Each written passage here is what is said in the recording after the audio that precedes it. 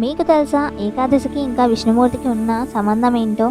ఇంకా విష్ణుమూర్తి చేసిన లీలలు, కథలు ఇలాంటి విషయాలు ఎన్నో ఈ వీడియోలో ఉన్నాయి. Hi, hello, welcome to my channel. Number 1, మీకు తెలుసా తొలి ఏకాదశి ఎందుకు జరుపుకుంటాము? చాతుర్మాస ప్రారంభానికి గుర్తుగా విష్ణువు 4 నెలలు విశ్వనిద్రను స్టార్ట్ చేసే రోజున ఏకాదశిగా జరుపుకుంటాము.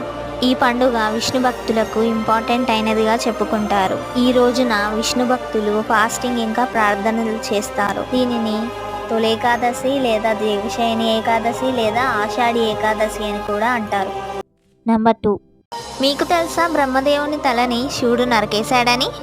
అసలు ఏం జరిగిందంటే, ఈ సృష్టి మొదలైనప్పుడు బ్రహ్మ విష్ణు ఎవరు గొప్ప అని గొడవ పడుతుంటారు. అప్పుడు వారి ముందర ఓ లింగం అయితే ఏర్పడుతుంది.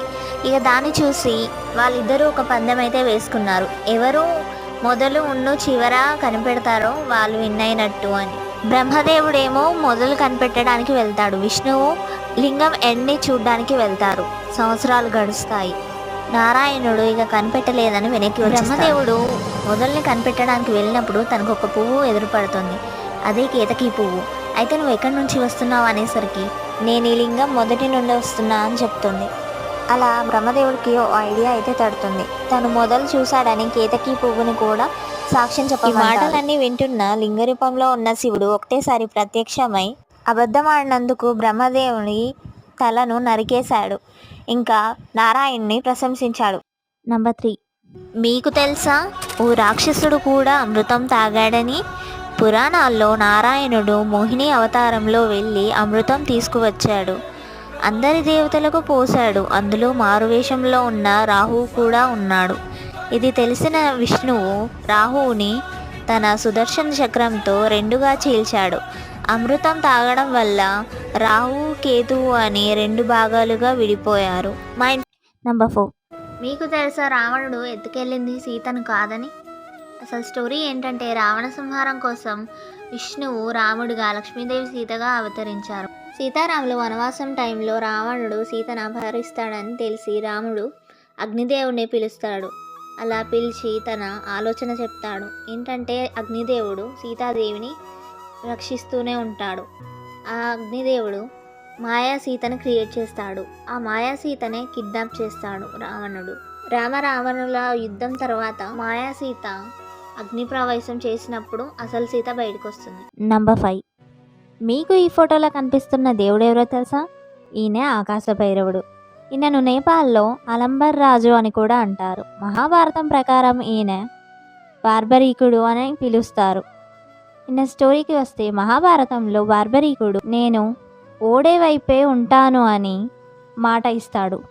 అలా శ్రీకృష్ణుడు బార్బరీకుడు పాండవులకు ప్రమాదంగా ఉంటాడని ఒక బ్రాహ్మణ రూపంలో వచ్చి తన తలను అడుగుతాడు.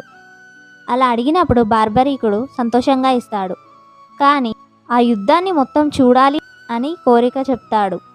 అప్పుడు శ్రీకృష్ణుడు ఆ శిరస్సుకు ప్రాణప్రతిష్ఠ చేస్తాడు. అలా చేసినప్పుడు ఆ యుద్ధాన్ని మొత్తం ఆకాశంలో ఉండి చూస్తుంది. అలా ఆయనకి ఆకాశ భైరవుడు అని వచ్చింది. ఈయన టెంపుల్ నేపాల్లోని కాఠ్మండూలో ఉంది. నంబర్ 6, మీకు ఈ ఫోటోలో కనిపిస్తున్న దేవత ఎవరో తెలుసా? ఈమె శాంకరీదేవి. ఈమె స్టోరీకి వస్తే, పూర్వం దక్షుడు దక్షయజ్ఞం చేసినప్పుడు సతీదేవి అందులో పడి మరణిస్తుంది. ఆమె శవాన్ని పట్టుకొని శివుడు లోకమంతా తిరుగుతూ ఉంటాడు. అప్పుడు మహావిష్ణువు ఆమె శరీరాన్ని 51 భాగాలుగా కట్ చేసేస్తాడు. అవే శక్తిపీఠాలుగా మారాయి. అలా లంకలో త్రికోణమలయలో ఆమె కాలిపట్టి అనేది పడి శాంకరీదేవిగా ఉద్భవిస్తుంది. అక్కడ పార్వతీదేవి, శాంకరీదేవిగా, పరమశివుడు త్రికోణేశ్వరుడుగా పూజలు అందుకుంటారు. మా ఇన్ఫర్మేషన్ వర్త్ అనిపిస్తే లైక్, షేర్, సబ్స్క్రైబ్ చేయండి. నంబర్ 7, మీకు ఈ ఫోటోలో కనిపిస్తున్న దేవత ఎవరో తెలుసా? ఈమె విశాలాక్షి. ఈమె స్టోరీకి వస్తే, పూర్వం దక్షుడు దక్షయజ్ఞం చేసినప్పుడు సతీదేవి అందులో దూకి మరణిస్తుంది. అలా ఆమెను పట్టుకొని శివుడు లోకమంతా తిరుగుతూ ఉంటాడు. అప్పుడు ఇది చూసిన విష్ణువు ఆమె భాగాలను 52 భాగాలుగా విభజిస్తాడు.